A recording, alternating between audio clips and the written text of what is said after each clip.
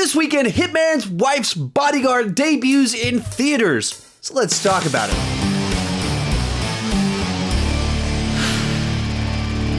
Hitman's Wife's Bodyguard is a sequel to 2017's The Hitman's Bodyguard. This go-around, Salma Hayek is brought to the forefront and Morgan Freeman as well as Antonio Banderas are added to the mix. Now, I enjoyed the first movie. It was actually the first movie where I was ever invited to the press screening on the press list, so it kind of has a special place in my heart. But just in general, kind of a forgettable but fun movie that rested entirely on the shoulders of its charismatic leads, and it didn't strike me immediately as a movie that needed a sequel. So when they announced one, I was like, okay, that's interesting. I wonder what we're going to get. And based off the previews, it was pretty clear they were just doubling down on the charm of the cast themselves.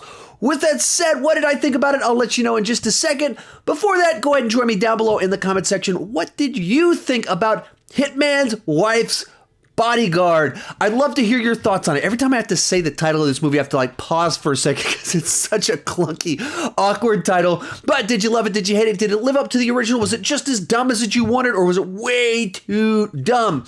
With all that said, what did I think about the movie? I'm not going to use my usual good, bad, mixed on this one because it's a movie that's so devoted to its own ridiculousness, it's difficult to evaluate based off normal criteria. On my channel, I talk about Taco Bell movies. They're cinematic fast food. They know that this is not fine art.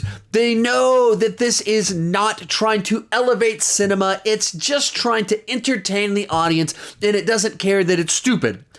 Without question, Hitman's Wife's Bodyguard falls into the category of Taco Bell movie. It is cinematic junk food, fast food.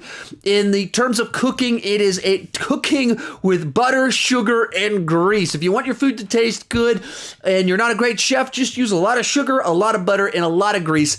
And that's what this movie is. It is, let's get a bunch of good-looking, charismatic leads and just have them do their thing for 2 hours, dropping one-liners, blowing things up in insane, ridiculous scenarios. No thought about logic, no thought about continuity, believable characters. It's just cartoonish, over-the-top action and scenarios from beginning to end, and any slow moments just cut right out. Let's just move from beat to beat to beat, plot point to plot point through this thing to get to the next gag, to get to the next action sequence. So how do you evaluate a movie that is not concerned with any of the things that you normally evaluate a film by? In the case of this movie, I mentioned it's a lot of cooking with sugar, butter, and grease. And with this movie, it's almost like just a serving of sugar, butter, or grease. But I don't like to eat cups of sugar, sticks of butter, or drink grease. And in the case of this movie, that's a lot of what this was. When you strip away plot entirely, when you strip away believability entirely, you just have Ryan Reynolds doing Ryan Reynolds faces and dropping lines. You just have Samuel L. Jackson laughing big and making fun of everybody all around him. You just have Salma Hayek in the ridiculous scenarios that she's in, where legitimately there'll be a sequence where she kills a bunch of guys on the other side of a wall and she walks out and she's in her bra because she's taking her shirt off, and he's like, where'd your shirt go? And they're like, well, they were ogling me, so I had to kill them. Cut to the next scene and she has her shirt back on. Where it's just going for the lowest common denominator, trying to make you laugh, trying to put some eye candy up on the screen. And is it fun? Sure. Are you bored? No. Is it satisfying fully?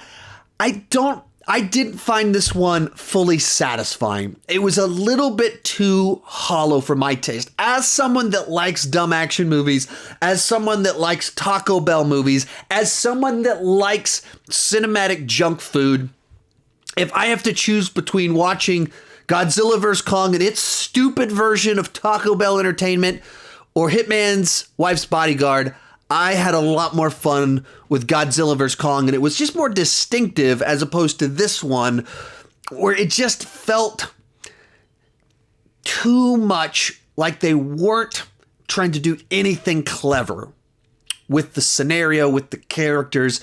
It's just, what's the ridiculous thing we can do?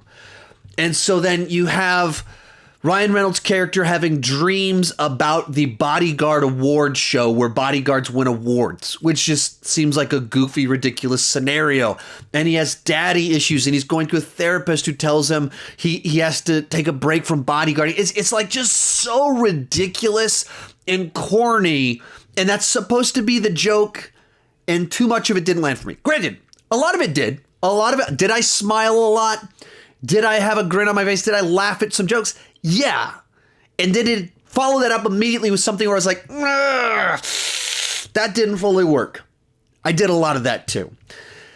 And that's what this movie is. You can watch the trailer and realize this is not going to be a character-based film. You can watch it and realize this is not going to be a big story film. This is driven 100% by charismatic, fun-to-watch actors doing ridiculous things. And to the degree that you can tolerate that or want that, you will have a lot of fun with this movie. And I think part of what made it not really even work for me is that they kind of wanted to have these mini arcs in there where you have Ryan Reynolds' character dealing with his identity and tying it back to his daddy issues and his relationship with his mother. And then you have Salma Hayek and Samuel L. Jackson trying to have a kid. And there's a whole kind of arc. And all of it's basically just played for laughs. They kind of try and do something to give some depth, but it's just played for very weird jokes that didn't land enough for me, in which case it was like they sacrificed what maybe could have given it a little bit of grounding, a little bit of truth or weight to it for a joke that wasn't very good. I normally like to be the defender of R-rated action comedies. That's my genre, that I want there to be more of them.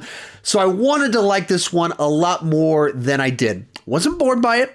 Put a smile on my face quite a few times, but it did not leave me satisfied. What did you think about this one? Let me know down below in the comments section. I'd love to hear your thoughts on this one. I know some people are probably going to have an absolute blast with it. Even some of the people I've talked to have really dug it. I wasn't fully there. So for me, I wish that I could go positive on this one. I just don't think that I can. It's a fun, bad movie. It has entertainment, but it's not good. I'll go C+ on this one. You don't need to go see this in the theater. You can just stream it or get it from Redbox when it comes out.